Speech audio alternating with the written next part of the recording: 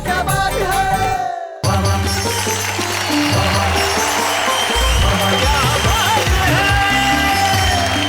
नमस्कार, आ गया है आपका दोस्त, आपका मित्र, जिसका नाम है शैलेश अरोड़ा, ये कहने के लिए कि भी जिंदगी में गम हो तो भूल जाइए, चिंताएं हैं तो उन्हें दूर रखिए, और किसी भी किस्म की बीमारी हो तो उसका इलाज हमारे पास है। हमारे पास है हास्य, हमारे पास है व्यंग्य, हमारे पास है कविताएं, और इसीलिए आपके साथ है वाह वाह क्या बात है।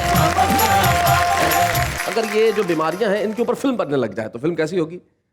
कभी खांसी कभी जुकाम, टीवी नंबर 1, कहो ना बुखार है, हम ब्लड दे चुके सनम, और कल पेशेंट हो न हो।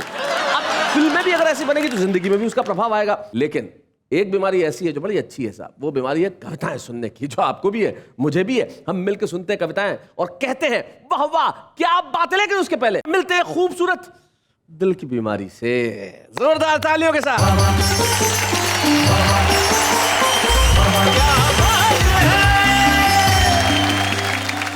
नमस्कार, आदाब, सत श्री अकाल। ये खूबसूरत बला बीमारी आप सबको कहती है कि वाह वाह क्या बात है। वो तो सब ठीक है, लेकिन ये कान में टेबल फैन लटका के क्यों आई है? आई एम सॉरी शैलेश, ये टेबल फैन नहीं है, ये शैंडलियर है। क्या है, सेट पे लगाने की जगह नहीं थी तो मैंने सोचा यहाँ पे उसको ऑनर दिया जाए। आहा क्या बात है। शैंडलियर समझते ना, फानूस जिसमें कि बल्ब लगते हैं, ये पहला ऐसा शैंडलियर है जिसमें ट्यूबलाइट लगी हुई है। नजरों का भी क्या किया जाए साहब, आंखों की भी बीमारी होती है। जैसे एक साहब एक डॉक्टर के पास गए, आंखों के डॉक्टर के पास, और जाके कहा कि डॉक्टर साहब मुझे एक अजीब तकलीफ हो गई है। डॉक्टर साहब ने क्या बोले, मुझे हर चीज दो नजर आती है, जैसे आप एक डॉक्टर हैं तो मुझे दो नजर आ रहे हैं। डॉक्टर बोले आप चारों को यही तकलीफ है क्या? इस देश में जिसके पास भी समस्याएं लेके जाएंगे उसके पास दुगनी मिलेगी, लेकिन हम वो काम करते हैं कि आपकी दुगनी समस्याओं को भी खत्म कर देते हैं। हमारे कवि सुनाएंगे कुछ ऐसा कि भाई जिंदगी में समस्याएं लगेंगी ही नहीं और बीमारियां अच्छी लगने लगेंगी। पहले देखते हैं वो क्या करने वाले। वीर रस के कवि से पूछ लिया भाई आपको पहला प्यार कब हुआ? वीर रस का कवि कि धरती डोली अंबर डोला, मेरे शब्द थे आग का गोला, और जोश में आकर जब मैं बोला उस लड़की ने गेट न खोला। स्वास्थ्य मंत्री ने संसद को बताया कि सरकारी अस्पतालों में मरने वालों का प्रतिशत पिछले साल जहां 70 था, इस साल केवल 7 है। ओनली 7। सुनते ही विपक्षियों का बिगड़ गया सेंस। कहां 70 और कहां 7, एक ही साल में इतना डिफरेंस। मंत्री बोला अब इस सफलता पर ज्यादा क्या कहें, मरीज मरते कहां से, डॉक्टर तो सारे साल हड़ताल पर रहे। बहुत बढ़िया। अध्यापक ने कक्षा में छात्रों से कहा कि खाने में सफाई का रखें विशेष ध्यान। एक बच्चा बोला मैं तो हमेशा रखता हूँ श्रीमान। अब अध्यापक ने मरोड़े उसके कान, बोले अभी तो मैंने देखा तूने मिट्टी में गिरी हुई टॉफी उठाई। बच्चा बोला पहले चूस कर साफ की फिर खाई।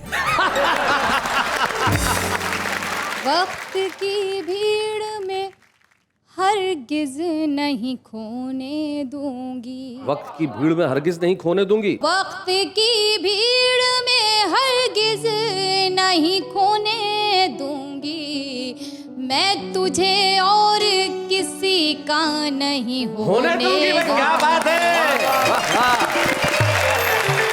फूलों के संग रह रहा मैं माटी का ढेर,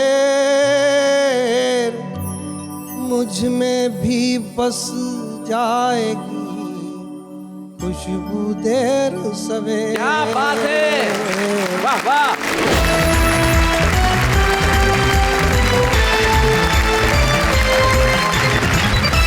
आपका वाह वाह क्या बात है, जहां हम गारंटी लेते हैं कि जिंदगी में जितने भी दुख है, गम है, चिंताएं और बीमारियां हैं वो हम दूर कर देंगे। इसलिए हमने 3 बीमार इकट्ठे किया जिनकी बीमारियां इतनी मशहूर है कि क्या किया जाए। सबसे पहले ठाकुर द्वारा के शरीफ भारती बैठे हैं, वो शक्ल से बीमार दिखते हैं।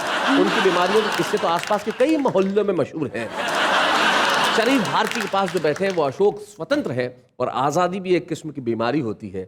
जब तक हम बीवी के बस में रहते हैं, गुलाम रहते हैं, तब तक ठीक रहते हैं। जैसे ही आज़ाद होते हैं तमाम तरह की बीमारियां घेर लेती है। और वेद प्रकाश वेद जो हमारे बीच में शाहदरा दिल्ली से आते हैं, उनकी बीमारियां का तो कहना ही क्या। उन्हें एक अच्छी अच्छी कविताएं लिखने की बीमारी है ताकि सारा देश हंस सके। आइए एक बार इनके लिए कहते हैं वाह वाह क्या बात है।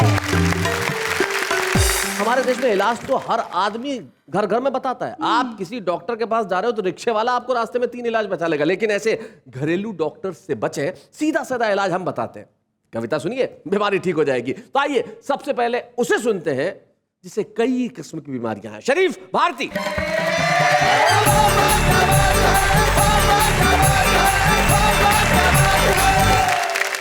एक मिनट शरीफ जी, मुझे आपसे कुछ पूछना है।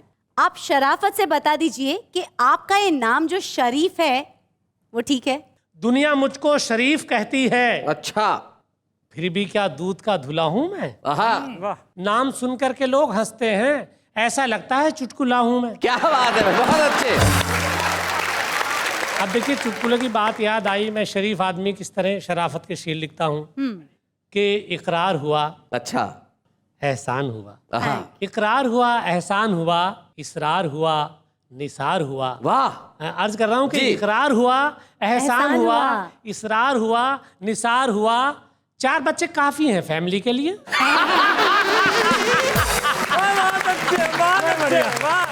और इससे ज्यादा हम लोग अफोर्ड भी नहीं कर सकते सर। इनसे ज्यादा जो अफोर्ड करते हैं उनका क्या हाल होता है। एक बार थे घर में 13 बच्चे, सर तो उसके बाप से किसी ने पूछा, बोले फैमिली प्लानिंग वाले नहीं आए थे? बोले आए तो थे, स्कूल समझ के चले गए। तो जिनके घर में औलादें ज्यादा होती है ऐसी दिक्कतें हो जाती है। शरीफ, देखिए सर, हम लोगों को तो लालच दिया जाता कि हम अच्छे काम करें दुनिया में रह के, और अच्छे काम करेंगे जब ऊपर जाएंगे अल्लाह मियाँ के यहाँ तो वहाँ हूरें मिलेंगी।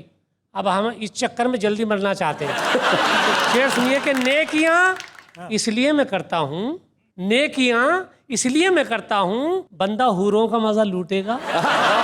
मुझको जल्दी उठा ले या अल्लाह, पीछा कल्लों से तभी छूटेगा। ये कल्लो ऐसी है कि देखिए, कल्लो ही काम में आती है अंत में।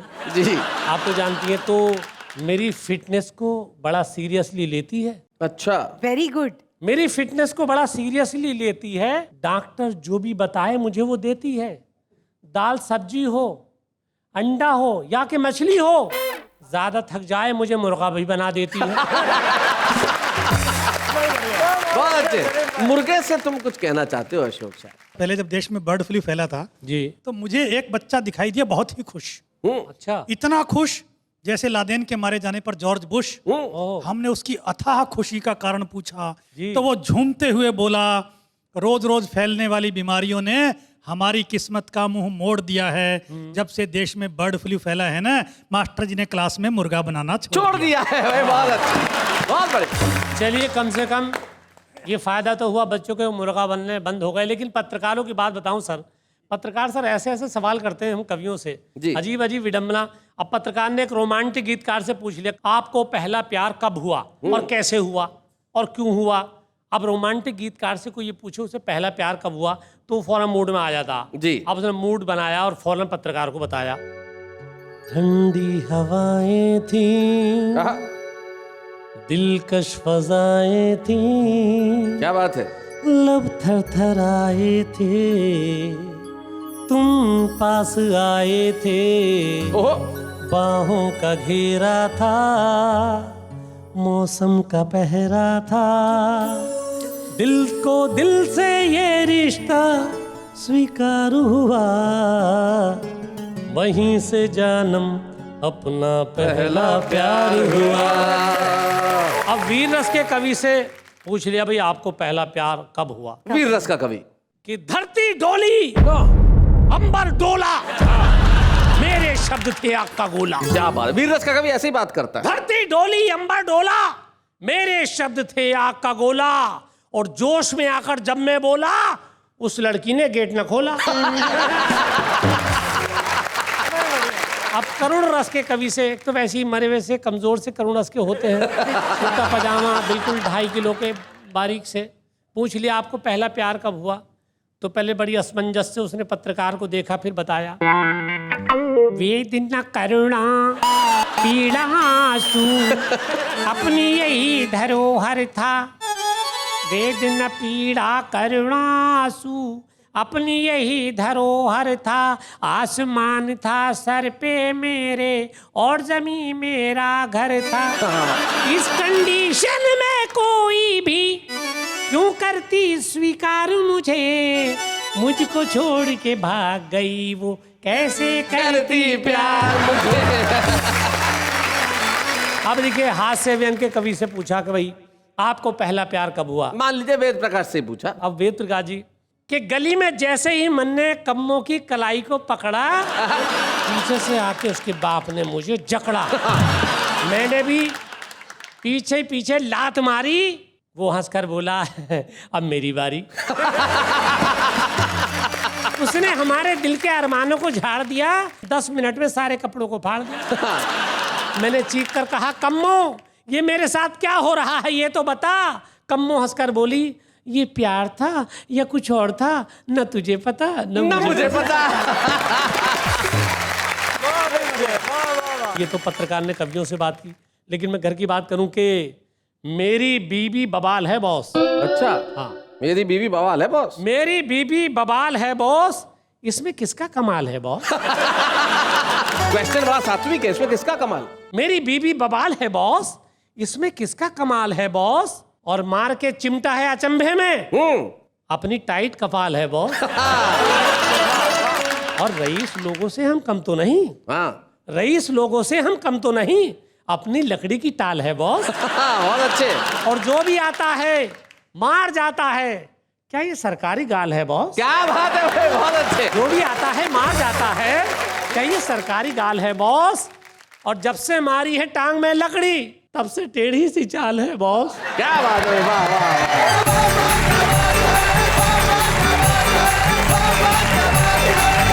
भाई थे शरीफ भारती जो अपनी चौड़ी चाल से सीधी सीधी बातें कर रहे थे और बीवी की कल्लों की बदसूरती के बारे में बता रहे थे। बीमारी ये भी होती है, जैसे खूबसूरत दिखना, हाँ ये कम बीमारी थोड़ी है।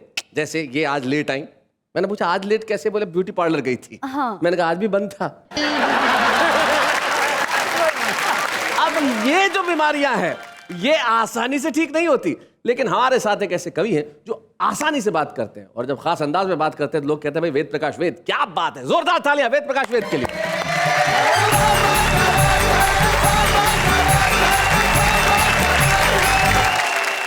शैलेश जी, जी मेरी एक बात समझ में नहीं आई।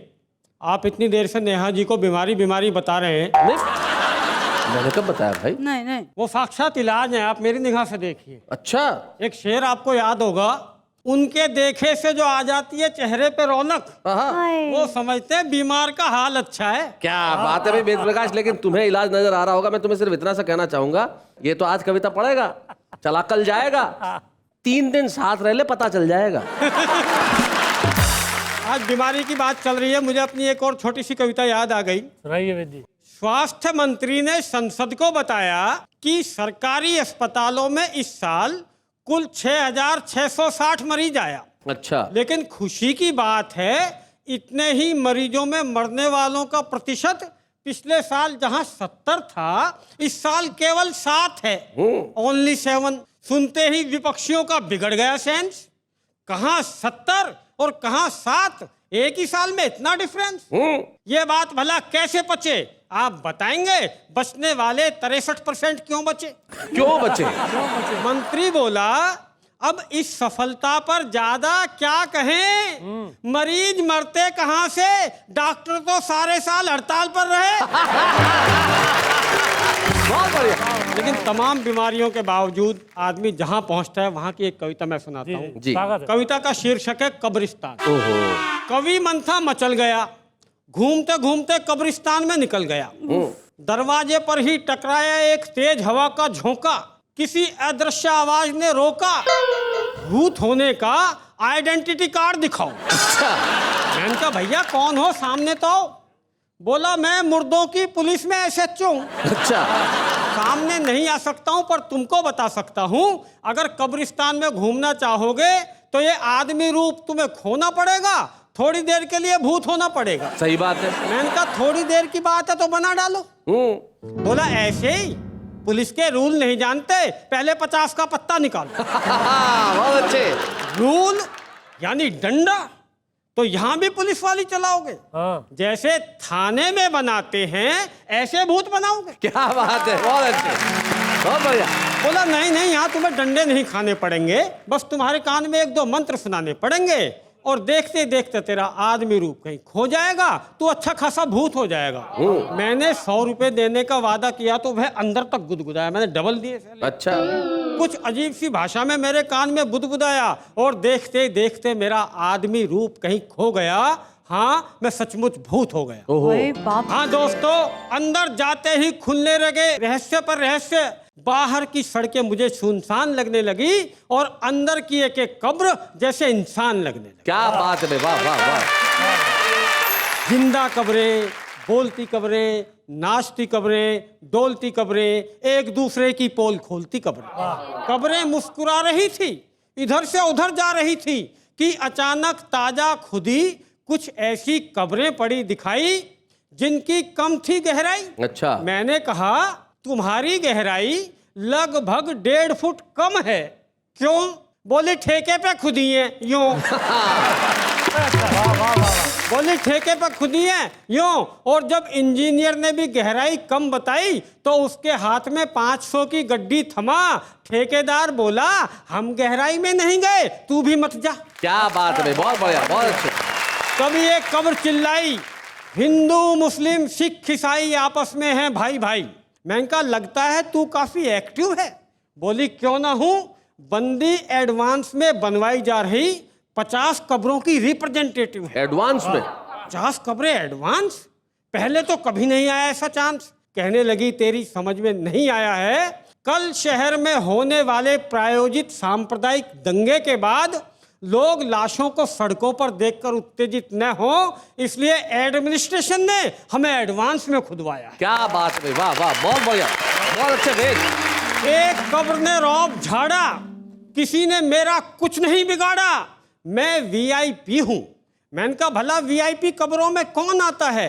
कहने लगी वही जो अपने कारनामों से हजारों लोगों के लिए कब्रें खुदवाते। क्या बात है, बहुत बढ़िया, वेद बहुत अच्छे। एक कब्र दिखी शांत मौन। मैंने उसकी पड़ोसन से पूछा इसमें कौन? कहने लगे इसमें कोई टटपुंजिया घुसाया। जाने से काहे की लगन रहती है, हमसे बात ही नहीं करती, अपने मुर्दे में ही मगन रहती है। वो तो इसका मुर्दा भुक्कड़ है, लावारिस है, फुटपाथ से उठाया है और चंदा मांगकर दफनाया है। उस पर ये इतनी नखरे वाली है, जरूर मुई इसके मुर्दे ने सिर पे चढ़ा ली है। वो चूमता है इसकी दीवारें, जमीन बुहारता है, निहारता है छत को और कहता है इस जिंदगी ने हरदम फुटपाथ पर लिटाया, एहसान मौत का है, अब सर पे भी ऐसा है। हाय हाय हाय हाय हाय, क्या बात है वेद, वाह वाह वाह वाह। एक कब्र कुछ हिली, कुलबुलाई कुछ हिली, बाकी कब्रों में मच गई खलबली।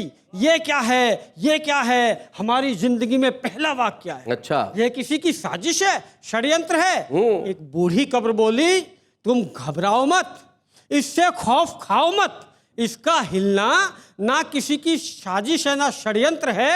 दरअसल जो इसमें दफन है ना, भारत का जिंदा लोकतंत्र। क्या बात है, वाह वाह वाह वाह। क्या बात है। और जब जब इसे अपने पास किसी चिंगारी का आभास मिलता है, तब तब ये उसे मशाल बनाने को हिलता है, लेकिन कोई बेरहम बारिश आती है और चिंगारी बुझ जाती है। क्या बात है। जरूर इसे आज भी ऐसी ही कोई चिंगारी दिखी है जिसे बारिश से बचाने के लिए ये किसी को बुला रहा है, इसीलिए कुल बुला रहा है, इसीलिए कुल बुला रहा है। और दोस्तों, जब मैं कब्रिस्तान से बाहर आया तो मैंने समूचे हिंदुस्तान में कब्रिस्तान और कब्रिस्तान में हिंदुस्तान पाया। भाई क्या बात है, वाह वेद, वाह वाह।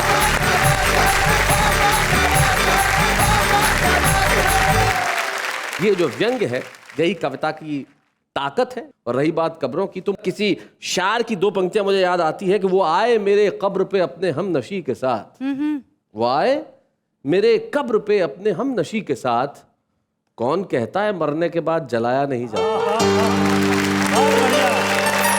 कब्र से बात निकली और बीमारियों तक पहुंची। अब इन बीमारियों में आगे क्या क्या हो सकता है? अशोक स्वतंत्र, उन्हें एक अजीब किस्म की बीमारी है। उनकी पत्नी एक बार गई डॉक्टर के पास और कहने लगी डॉक्टर साहब मेरे पति को एक बहुत अजीब टाइप की बीमारी हो गई है, अब खुद को फ्रिज समझते हैं। हाँ। रेफ्रिजरेटर। तो बोले इसमें प्रॉब्लम क्या है? बोले मुझे रात को फ्रिज की लाइट में नींद नहीं आती। जोरदार तालियों से स्वागत करें अशोक स्वतंत्र का।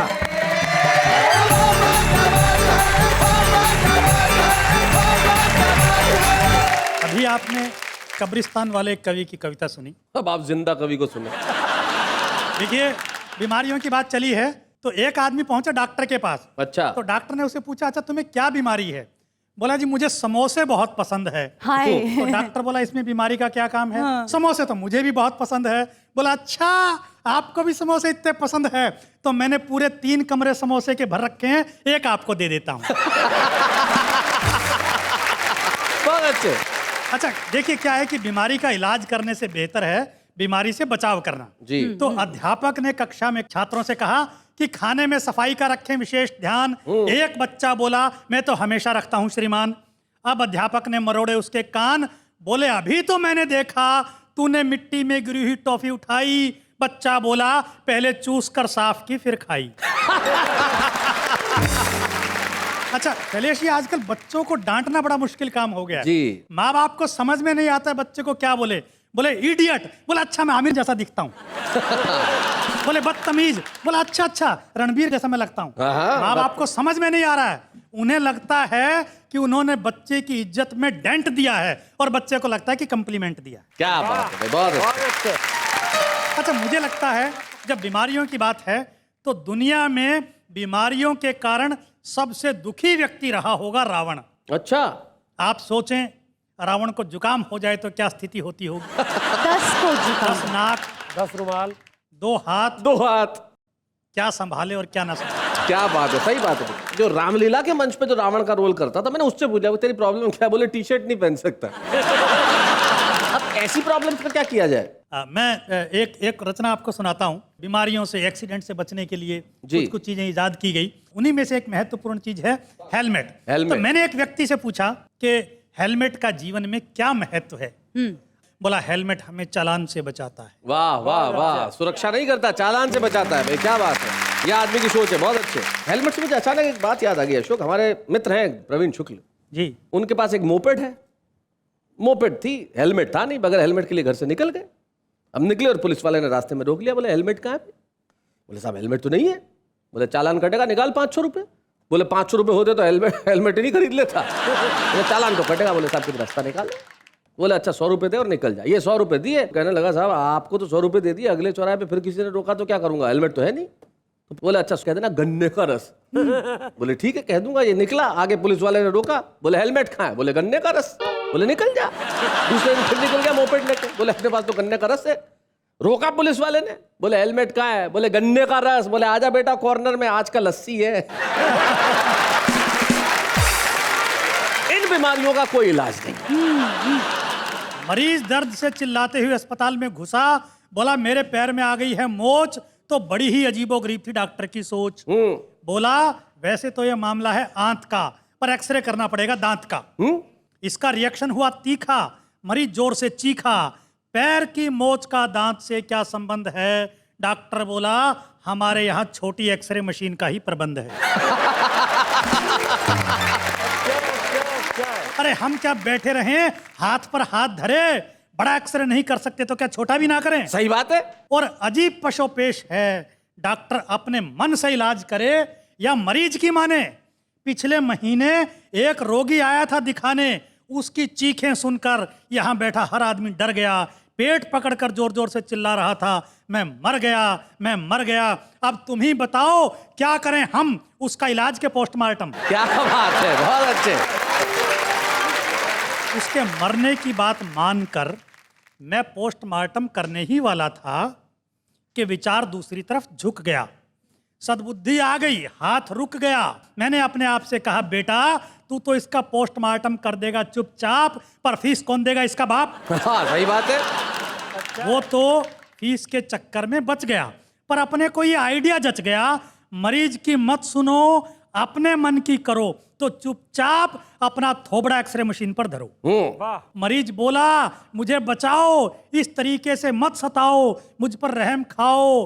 डॉक्टर बोला रहम तो तू मुझ पर नहीं खा रहा है। मैं बड़ी एक्सरे मशीन नहीं खरीद पाया तो तू मेरी गरीबी का मजाक उड़ा रहा है। वैसे भी तुझे क्या मालूम समस्या कहाँ है? अरे मोच के बावजूद पैर तो चुपचाप पड़ा है। सही बात है। हमारी इस बात में दम है तो हमारी इस बात में दम है। ये मुंह ही है जो चिल्लाता है, इसी को जांचते हैं, इसी को प्रॉब्लम है। वाह, इससे एक बात तो आई दोस्तों अपने ध्यान में, ऐसा ही हो रहा है अपने हिंदुस्तान में। देश के भ्रष्ट कर्णधारों को कोई हिला नहीं सकता है। जो चिल्लाना जानता है उसको तकलीफ नहीं है, आहा। और जिसको तकलीफ है वो चिल्ला नहीं सकता है। क्या बात है, वाह वाह वाह, बहुत बढ़िया, बहुत अच्छा।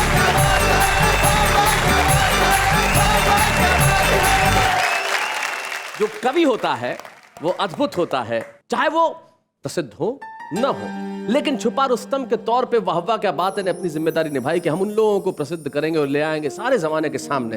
हम एक ऐसी शायरा को आपके समक्ष बुलाने जा रहे हैं जो बहुत अच्छा पढ़ती हैं, और आज एक साथ करोड़ों दर्शक कहेंगे कि भाई अगली बार जब मुशायरा हो तो आप जरूर आइएगा। हमारे बीच में आज की छुपी रुस्तम निकहत अमरोवी।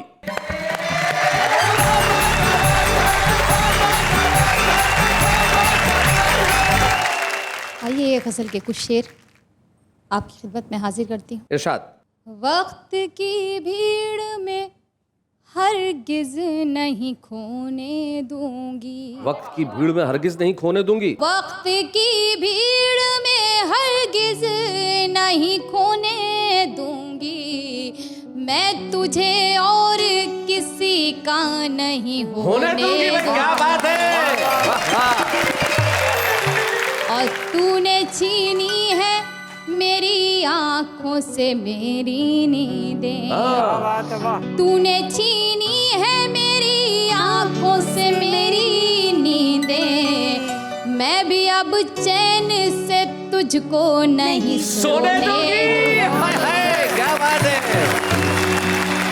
और शैलेश जी, ये शेर भी सुनिएगा इरशाद। कि तू मुझे भूल गया है तो कोई बात नहीं, तू मुझे भूल गया है तो कोई बात नहीं, तुझको औरों के ख्यालों में न खोने दूंगी। हाय हाय, क्या बात है, वाह वाह। और माँ के हवाले से ये मक्तब आप तक पहुंचाती हूँ, सुनिएगा इरशाद। कि फूल को रखूंगी सीने से लगा कर नकहत, फूल को रखूंगी सीने से लगा कर नकहत, मैं उसे कांटों के बिस्तर पे न सोने दूंगी, क्या बात है। मैं उसे कांटों के बिस्तर पे न सोने दूंगी। वाह वाह वाह वाह, बहुत बढ़िया, बहुत अच्छे।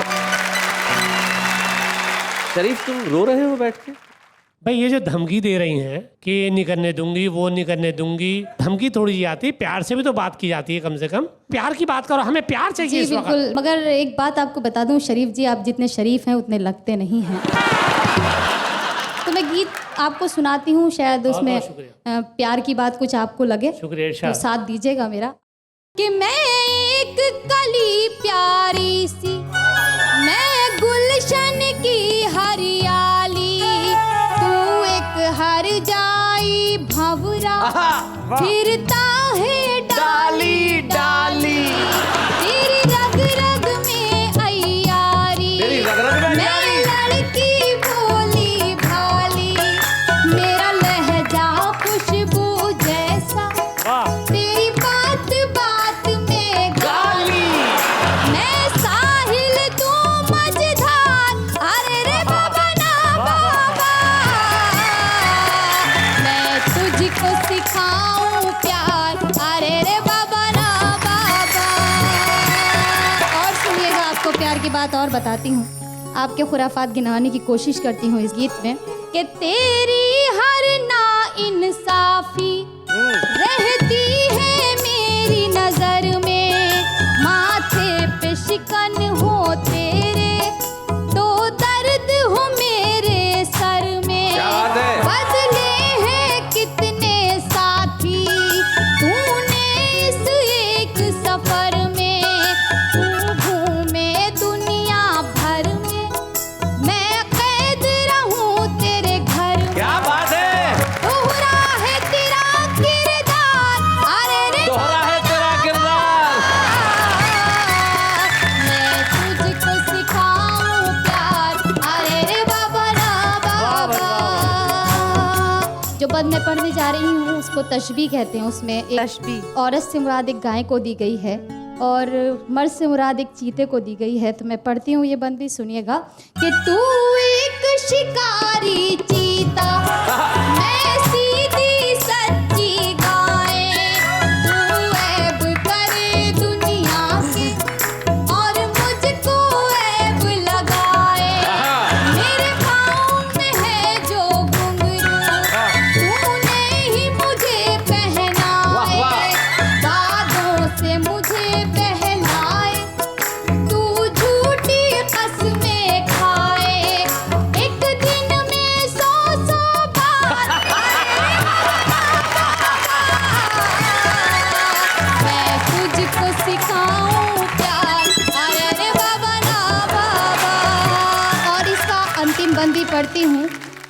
क्या साथ है तेरा मेरा, तू शाम है मैं हूँ सवेरा, मैं घर पे रास्ता देखूं, तेरा बसती बसती डेरा। क्या बात है? तू एक फेराई पंछी, हर शाख पे तेरा बसेरा, और मुझ पर ये पाबंदी, मैं नाम जपूं बस तेरा। क्या बात है? तू चाहे बीवियां 4,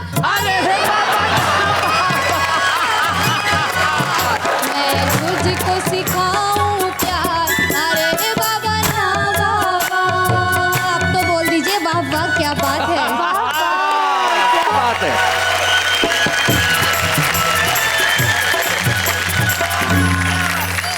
आज के शुभ रुस्तम ने तो कमाल कर दिया। निश्चित तौर पे आपका जो गीत था अरे रे बाबा ना बाबा, ये बड़ी नाइंसाफी होगी अगर मैंने बताऊं कि इस गीत की शुरुआत किस तरह से हुई। राही बस्तवी एक मकबूल शायर है और उनका एक गीत जो उन्होंने मर्दों की तरफ से औरत के लिए लिखा के तुझे कौन करेगा प्यार अरे रे बाबा ना बाबा, और आपने ये जो प्रतिगीत लिखा और बहुत अच्छे ढंग से सुनाया और आपकी गजल कमाल थी। आइए हम मिलके ये ट्रॉफी प्रदान करें आज की शुभ रुस्तम निकट अमरोही को।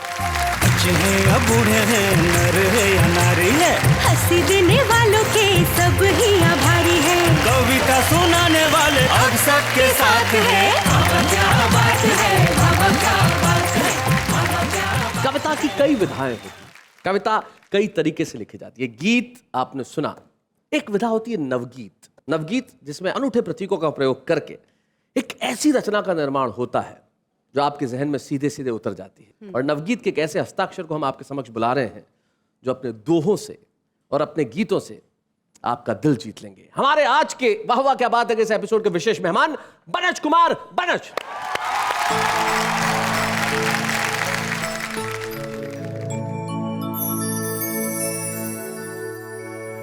दिन हो जाता शाम को, दिन हो जाता शाम को, थक कर इतना चूर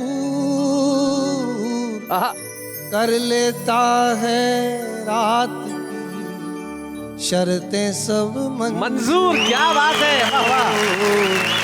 कर लेता है रात की शर्तें सब वाह। मंजूर, फूलों के संग रह रहा मैं माटी का ढेर, मुझ में भी बस जाएगी खुशबू देर सवेर। क्या बात है, वाह वाह।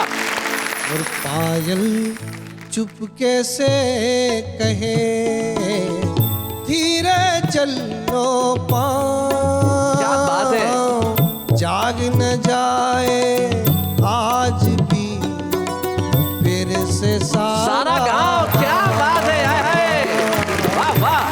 जाग न जाए आज भी फिर से सारा गाँव, बीच सफर से चल दिया ऐसे मेरा ख्वाब। क्या बात है।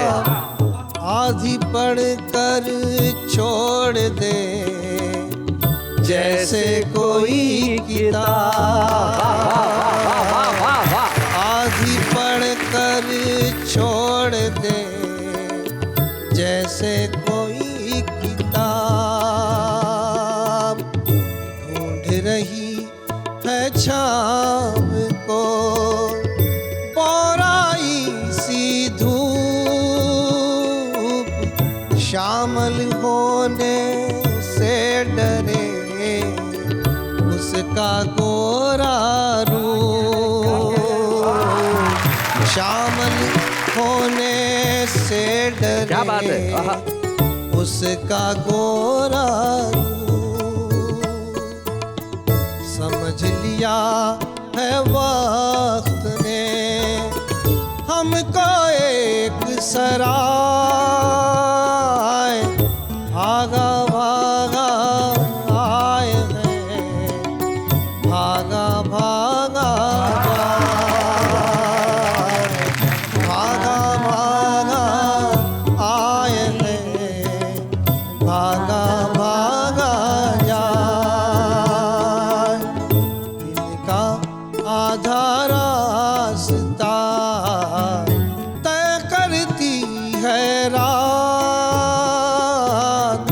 फिर भी दिन सुनता नहीं उसके मन की वाह वाह वाह वाह, क्या बात है, वाह वाह वाह वाह। फिर भी दिन सुनता नहीं उसके मन की बात।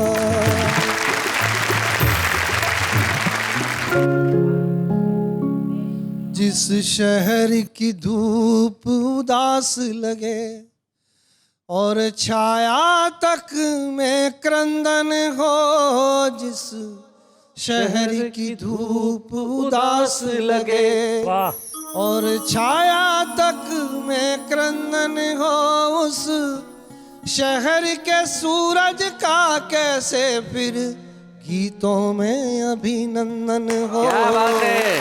जिस शहर की धूप उदास लगे, हर मोड़ पे तख्ती टंगी हुई है, जाने कितने प्यासों की गिनती बढ़ती है रोजाना, अब फटी पुरानी सांसों की। वाह वाह। चंदन की जगह बबूलों का, चंदन की जगह बबूलों का, जब मंदिर तक में वंदन हो। वाह वाह। उस शहर के सूरज का कैसे फिर गीतों में अभिनंदन हो। क्या बात है। आवाजें आती रहती हैं फूलों की काया छिलने की। क्या बात है, क्या बात है, वाह। आवाजें आती रहती हैं फूलों की काया छिलने की। फूलों की काया छिलने की, कलियों को लेनी पड़ती है हर रोज इजाजत खिलने की। क्या बात है, वाह। एक फूल फूल से डरे जहां, एक फूल फूल से डरे जहां, और शूलों में गठबंधन हो। क्या बात है, वाह वाह वाह। इस शहर वाह के भरत जी, क्या बात सूरज का कैसे फिर गीतों में अभिनंदन हो। गीतों में अभिनंदन हो। डसने की क्षमता रोजाना विष पीने वाले बढ़ा रहे। क्या बात है। डसने की क्षमता रोजाना विष पीने वाले बढ़ा रहे। विष पीने वाले बढ़ा रहे। जीवन के खातिर बेचारे सब लोग चढ़ावा चढ़ा रहे। मंथन हो सागर का लेकिन असुरों के हाथ प्रबंधन हो। वाह वाह, क्या इस बात है। शहर के सूरज का कैसे फिर गीतों में अभिनंदन हो। और अंतिम छंद है कि जब भी देखो तो मिलते हैं फुटपाथों के चेहरे ठहरे, जो बोने हैं वो गूंगे हैं, जो लंबे हैं वो हैं बहरे। क्या बात है। रावण रूपी शैतानों का जहां नामकरण रघुनंदन हो। क्या बात है। इस शहर वाह, के वाह, वाह, वाह, वाह, वाह, वाह। कैसे फिर गीतों में अभिनंदन। वाह वाह वाह, क्या बात। सचमुच ये कवि की पीड़ा है कि जिस शहर की धूप उदास लगे और छाया तक में क्रंदन हो, उस शहर के सूरज का फिर कैसे गीतों में अभिनंदन हो। आपके लिए मैं यही कह सकता हूँ बनत जी, वाह वाह, क्या क्या बात है।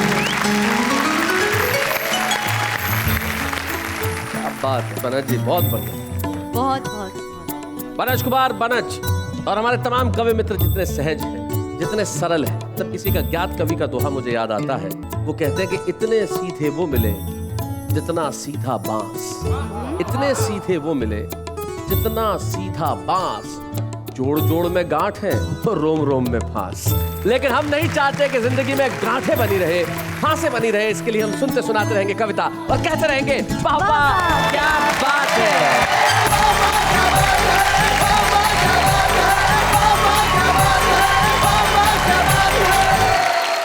ऐसे और भी मजेदार वीडियो के लिए हमारे चैनल को लाइक, शेयर और सब्सक्राइब करें।